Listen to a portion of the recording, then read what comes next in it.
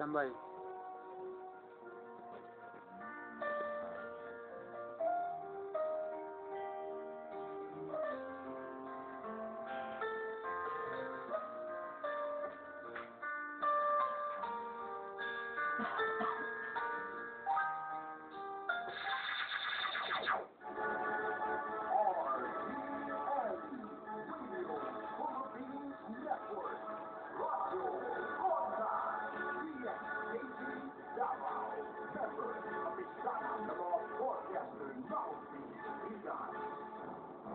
Ora, Punta pala City sa buntag. Kaya karon 30 minutos nga pagbalita dalit kaninyo sa RTA News Watch di City Radio Ronda. Makatudling sa itong mga balitang lokal. Iba ka mga establishmento ug daw sa sunog. Puro ka tao nangalanag kini sa ilang gikaon nga pulutan. 21 anyos gidunggab sa payag.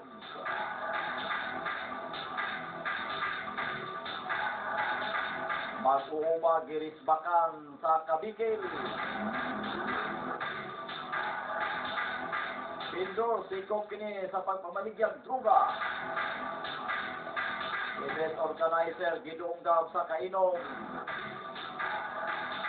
Davao City apil sa nationwide fund run sa PhilHealth. Tag-iya sa tindahan, biktima sa salisigang. Davao River nag-overflow, mga residente gipabakwit. Airtime limit sa pool ads, magsugod na, bantayan sa kumili. O sa balitang regional, Muslim traders nag-una sa Bangsamoro Development. Pagbisita ni Pinoy sa MILF Camp, all set na. 101 ang ika-101 nga Maguindanao massacre suspect gipusil patay. Duha sikop sa droga ug armas. Land survey gipahigayon. O sa balitang nasyonal, airtime limit schools sugdan sa Martes. Bidding sa ubang kining gamit sa 2013 polls bukas na. Pinoy di pa mo lihok versus Amalelio Palacio.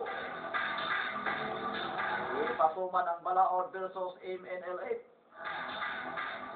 O sa balitang internasyonal,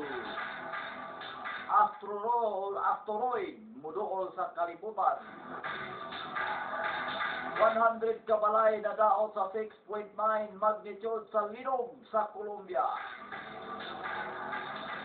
O sa balitang sports, Pacquiao versus Mayweather pagkasabutan. Sa balitang showbiz, Jessica Sanchez ni ana sa tong nasud sa Pilipinas. Ini ubat pang mga balita mo itunol kaninyo sa RTA News Watch karon sa itong mga balitang lokal. Ug daw ang libar ka mga establishmento man kini gilamoy sa kalayo pasado alas 2 niadtong Sabado sa hapon. Pandiya sa kilometro 11 sa asaning syudad sa Davao. Malang kini sa investigasyon sa Bureau of Fire Protection sa Sabana Syudad sa Davao. Duha ka tindahan sa usa ka tiluring ug duha ka karinderya ug tapad ini sa palengke nga nangaugaw. Nagasugod na mga kalayo sa mga kini ka tiluring. Di panigyahan kini sa usa ka Edwin Ligarte.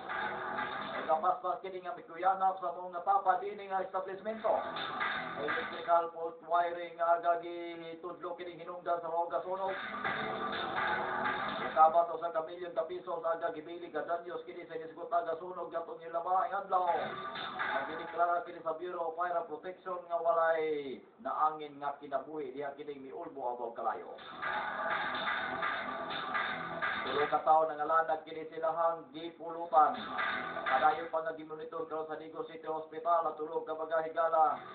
Iban kini nga nangalanag kini sa gipulutan nilang pusit o gitawag og nukos sa 3 sa Mayo, Davao del Sur, nito milabay gabi. Sila mong biktima, sila si Jonas Gidio, 38 anyos, Marlon Bacara, 42 anyos, o Leonardo Gamion, 51 anyos, pulos kini nga mga mag-uumag lumulupyo kini sa maong dapit. Ito kini sila kini mga kabanay, igo lang nga nagainom ang mga biktima. O namalit kini ka nukos, aron kini ilang himuog pulutan. Apan diha kini ka naluto na maong ilang pulutan. Ilang kininggi kaon, apan pipila lang ka minuto milabay. Lain ang tiyang sa maong mga nag-inom. Nagsinilugay kini nga to sa kasilya, sa hantod nagsuka-suka. Dahil kini gidagan to sa bahay tabalanan, o karon padayon pag-obserbahan sa mga mananambal. 21 anyos nga gidungga pa sa maong payag. O pa sa Southern Philippine Medical Center, ang usang kabatanon naman kini gidunggab sa wala paili kini sospitsado diya sa indangan buhangin ni sila sa Davao. Diya sumilabay gabi. Ila mong nga biktima mo si Sigfrid Balos, 21 anyos, tinunan kini residente kini sa maong dapit. Gayong investigasyon na sayran nga naglingkod ba ang mong biktima suod kini sa maong payag sa lugar. Diya kalit kini ka miabot gikan kini sa gitgit nga bahay ng mga sospek. Nakakalo kinig bukas pa kinig dayong dunggab nga to kabilo. Bukas kasama dinunggaban sa likod nga bahay ni may agom sini sa biktima. Gidala kini sa bahay tambalanan. Kaso karon nga naakaw sa investigation section sa Buhangin Police Station aron padugang pang-investigasyon. Pag-uuma giris baka sa iyang kabikil. Naluwas kini sa diriyot nga kamatayan ng usa ka mag-uuma kini giris baka sa Kabangin ini sa San Nicolas, Buhangin ni dakpayan sa Buhangin. O dito sa Baganga, Davao Oriental niya ito bilabay nga hapon. Ang nabiktima giilan na si Mariano Lagara, 51 anyos. Minyog lumulopyo kini sinisgutan ka lugar. Para pa na kini sa likod sa ilaki na kabalay ang mga biktima. Na nagkapakaon kini sa manok o gababoy niya kini gipusil kini sa usa ka alya sa Timyong. Isa daan ang kabikil sa mga biktima.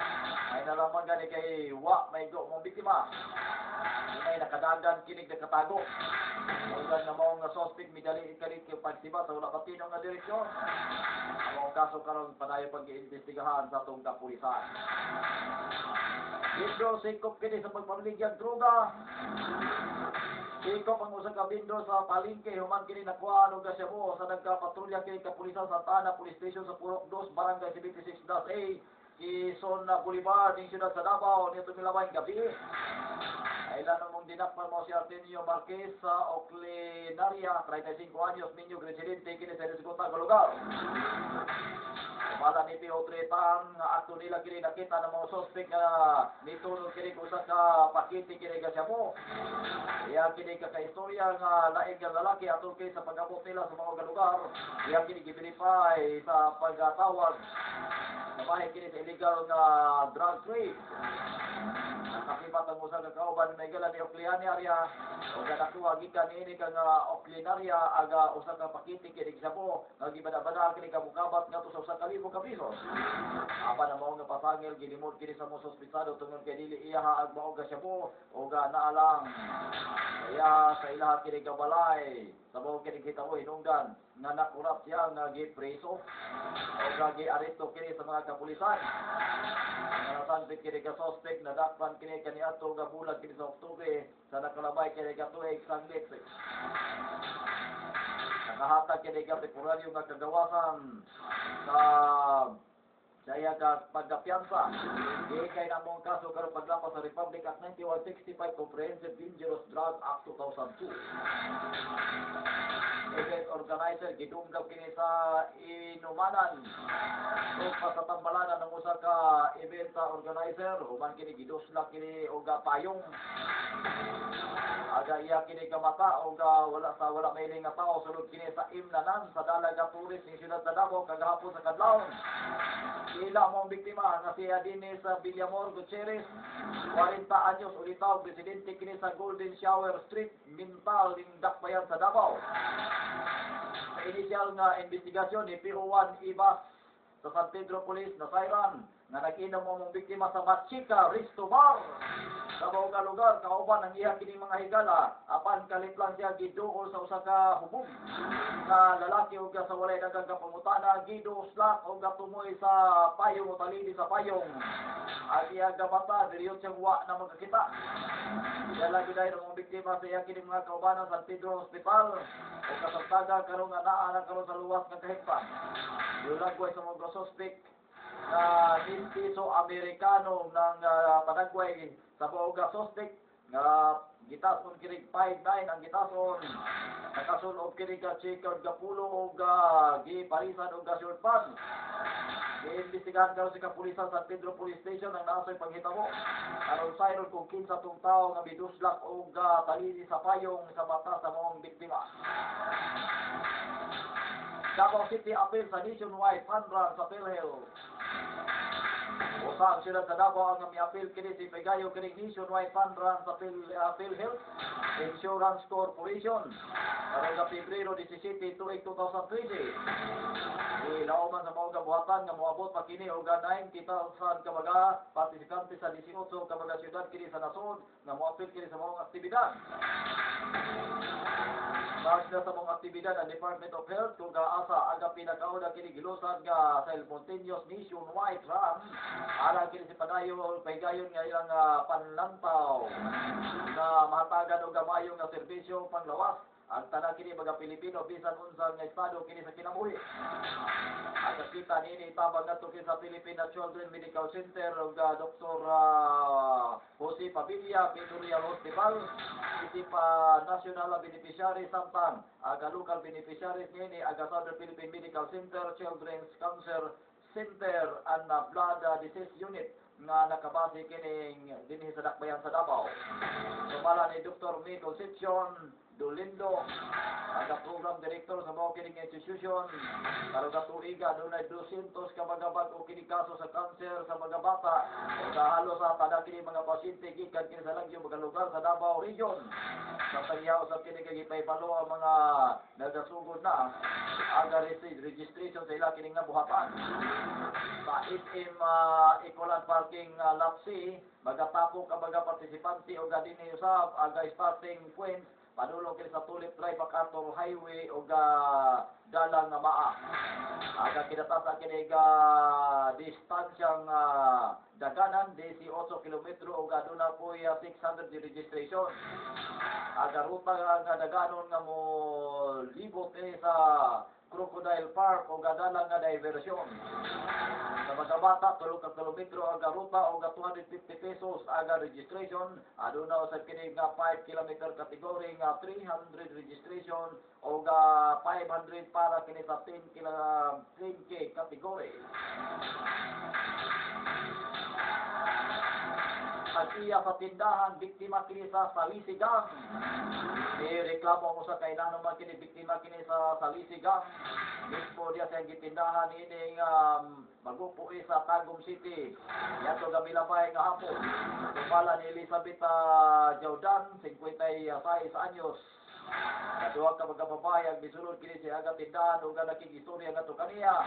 Kamahin kini sa ilaga promo kini nga sabon. Apan kaniya kini mikuha nagkwarta mo biktima sunod kini sa aga balay. Nakurat na lamang ang mga biktima sa nihag kini sa iyang pagbalik. Nahanaw na ang duha ka mga sospitsado. Lakip na usap nga nahanaw ang iyang mga baligya. Sama sa mga nagkadaiya mga dilata, sabon o kuman pa. Hinungdan nga nagpakakitabang kini sa kapulisan ang mga biktima. Aron masairan kung kinsa tong mga nangilad nga to kaniya. Davao River ni overflow mga residente na kura. Topling na makwit usab sa luwas nga lugar ang mga residente kini nga nimuyo daplit kini sa Davao River human kini alit lang nga nag-overflow ang kusog nga ulan sa nakalabay kini kagabi. Bati kini sa bigula nga report gikan kini sa city government na ang Awangan River o Kalinan o ang Lisada River sa Turil mo ay nag-overflow kung asa apektado niini ang mga lumulupyo kini sa Teachers Village, Kalinan, Mulig o Bayabas, Turil. Ilayo nga gimanduhan kini sa search and rescue team sa Central 911 o mga rescuer kini nga mataga barangay barangay ag mga residente nga mobakwit kini ngadto sa lugar nga dapit alang kini sa ilang kaluwasan. Lagi ka-report usab nga dunay kadaot ka mga pamilya. Normal mga kinabuhi nga nakalas atul kini sa pag-apaw sa bug tubig sa bug sapa. Airtime limit full ads magsugod na bantayan kini sa kumilit. Magsugod na upang adlaw ang pag-monitor kini sa Commission on Election kalabot kini nga airtime politics sa advertisement sa mga radyo ug television sa mga papili kining kandidato. Ini sa Davao Region dugay na nga gipahimangnuan kini sa kumilit kag likayan sa una aga pagabutang ug mga poster sa bisan unsa kini mga campaign materials sa wala kay takda nga adlaw nga kampanya. Sa kauluhan, doon na mga petition na gihatag ang kaubanan ng mga television o radyo sa media broadcasting tungkol sa limit airtime sa mga kandidato. Apat, giparugan kini sa Kumilik Manila nga hangtod nga walay action ang Korte Suprema. Sa mao kini nga motion, padayon gihapon na sila nga mopatuman sa maong balaod. Sa Martes o adlaw nga pagbantay kini sa political ads, dili malampuson sa Kumilik ang mga malampason kini sa mga balaod. Muatubag usab og dakong silot ang mga mamahimo nga mo sa paniwala sa mga kamanduan o ila kining pasakahan og kaso. Sa palitang regional,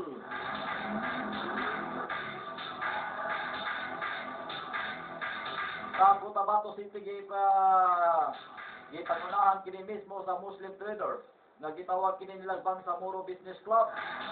Aga pagpatuman kini sa gimugda nga pagpatuman sa Bangsamoro Political Entities Autonomous Region in Muslim Mindanao.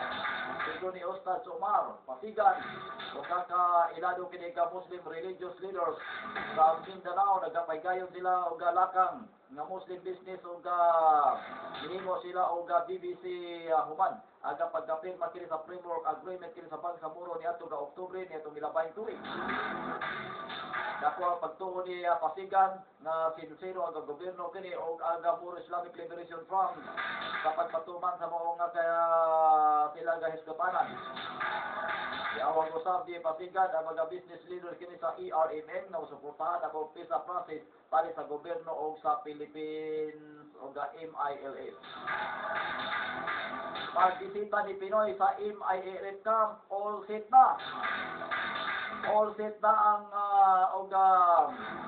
ilabihan na aga pagpagandam karon sa mga otoridad kini sa pagkasiguro kini sa seguridad sa palibot kini sa Maguindanao kung asa mo bisita si Pangulong Benigno Noynoy Aquino III alang kini sa launching sa Jahabra Bangsamoro Project karuga adlaw. Mato di Colonel Dixon Hermoso sa 2nd Infantry Division nga aga security arrangement party sa preparasyon aron nga masiguro ang kaluwasan kini sa tanan ilabi na ang Pangulong Noynoy Aquino III. Sa hinumduman nga aga deployment sa trupa kini sa 7th Infantry Division o Garga 40 Infantry Battalion sa 5 kilometers radius sa barangay Daratanan. O kaasa makita usab aga presidente o Moro Islamic Liberation Front Chairman Murad Ibrahim. Kao ba nga presidente yaga mabisita sa Maguindanao ang iya kini mga cabinet secretary, mga official sa Armed Forces of the Philippines, diplomatic corporation o mga miyembro kini sa international contact group ang international monitoring team. Aga magbisita kini sa Pangulo sa kampo sa MILF sa Maguindanao, aga pagpakita lamang o seryoso o sincero aga pag-resolba sa Bangsamoro issue. Sa Maguindanao patay ang usa ka mga suspect sa Maguindanao massacre human nga gipusil sa kapulisan. Kaya kini nga gilabay nini o granada dungan kini sa paghigayon o operasyon batok nini. Ila sa mga otoridad ang suspetsado nga si Mageda Amit 42 anyos. Nagipusil patay sa mga membro sa Maguindanao Police. Human kini milabay o usa ka granada.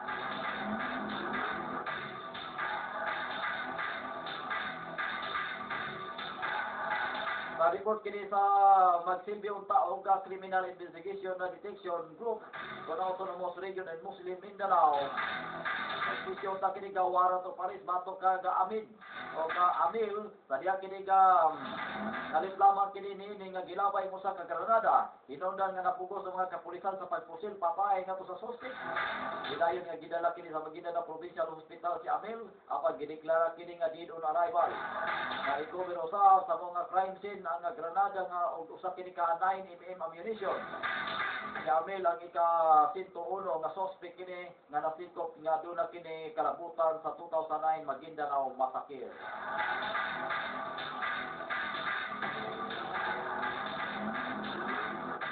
Sa Cotabato City, 5 sa kapulisan ang duha ka mga individual dugang kini sa Tigayon na operasyon sa probinsya sa Maguindanao gumikan kini sa droga o pagdadagala og illegal nga armas kala niya bilabayng adlaw. Ila ni Senior Superintendent Milicio Mina, iting kini sa Criminal Investigation na Detections Group na mo sa Autonomous Region in Muslim Mindanao. Aga sospitado nga si John na Baliwan, hamtong edad o residente kini sa Patuan, Maguindanao. Kapag ilaw sa pag-usa ka sospitado nga usa ka village sa watchman na si Johari Lakungan. O kaasa nakita sa kini ka druga sulod mismo sila gabalay. Niya Baliwan dungan kini sa Taygayon nga rin kini sa mga otoridad sa ilang lugar.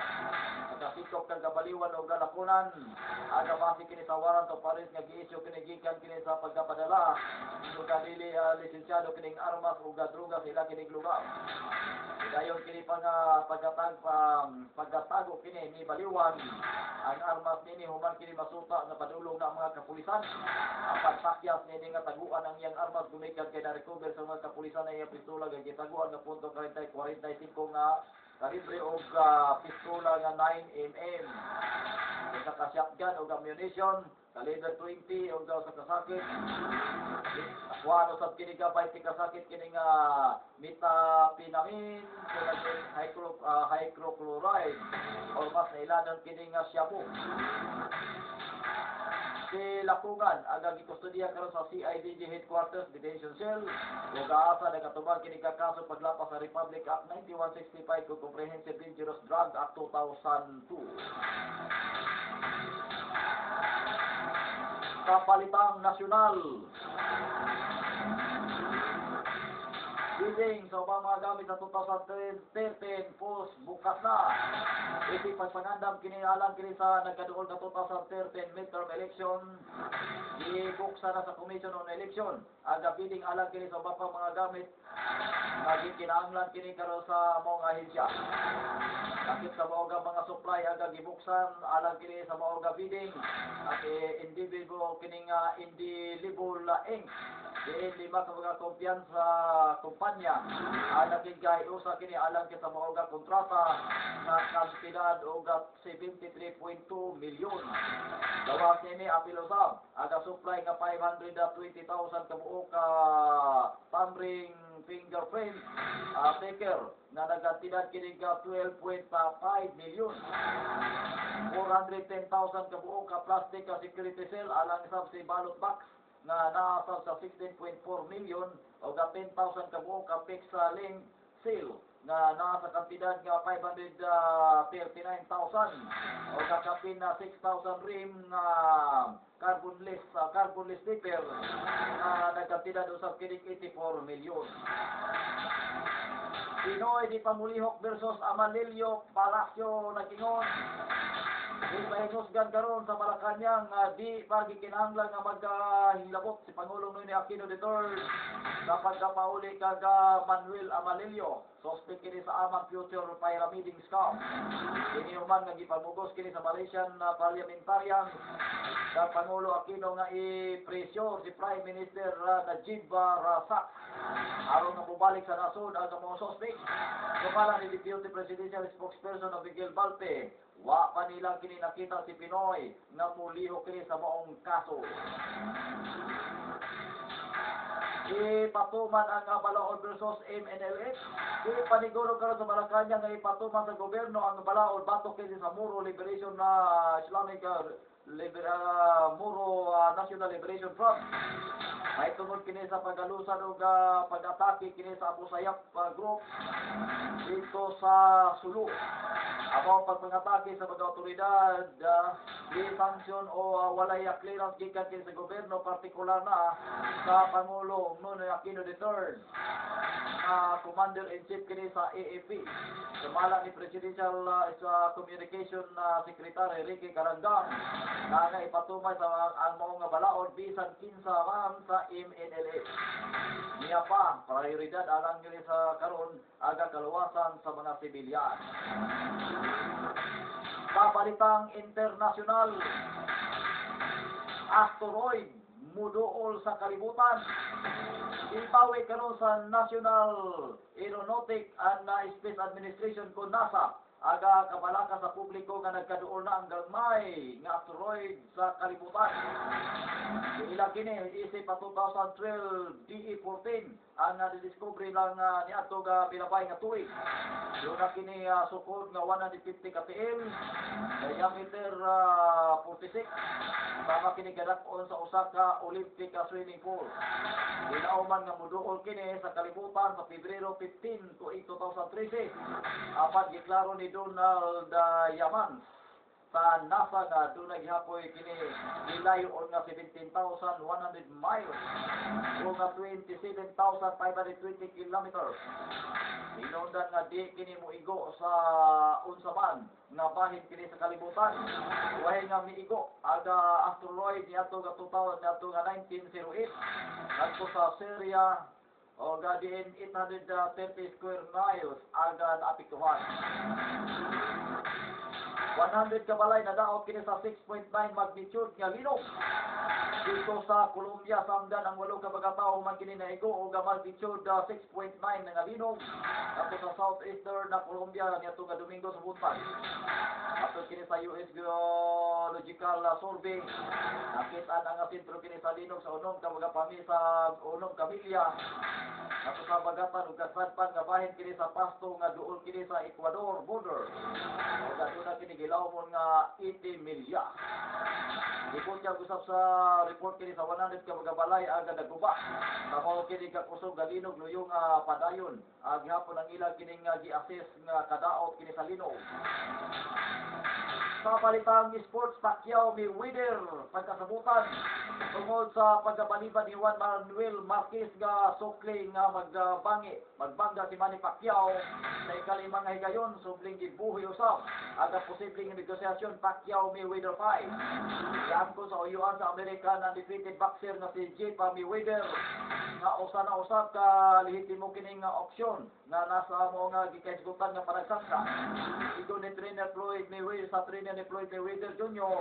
kung dili mahitabo karon ang away mawad ana usab kini og gabili. Na kadawat siya og text message gikan kini sa advisor ni Mayweather kung kamahimo kining maistorya niya si Floyd o kamahimo usab na opsyon agay paygayon nila nga panag-inkwentro ni Pacquiao og ni Mayweather. Sa balitang sports, Jessica Sanchez ani anak karon sa atong nasod. Excited ang American Idol Season 11 runner-up nga si Jessica Sanchez ala kini sa iya kining Valentine's concert sa atong nasod.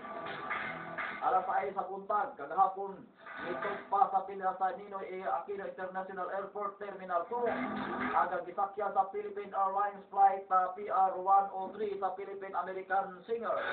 Kauban ni Jessica Sanchez ang iya kining inahan o sa mahito kini nga gisugat kini sa iyang mga fans.